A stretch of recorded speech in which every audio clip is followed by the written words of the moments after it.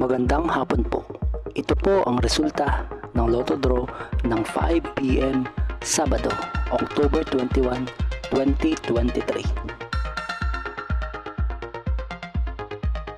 Sa 2D Lotto, 22, 19 in exact order. Sa 2D Lotto, 22, 19 in exact order. Sa 3D Lotto, 9, 4, 1 in exact order. Sa 3D Lotto, 9, 4, 1 in exact order. Ito po ang mga paalala sa mga Lotto winners at paraan kung paano makuha ang napanalunan.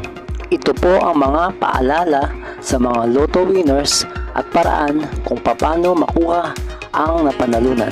Ito po ang mga paalala sa mga Lotto winners at paraan kung paano makuha ang napanalunan.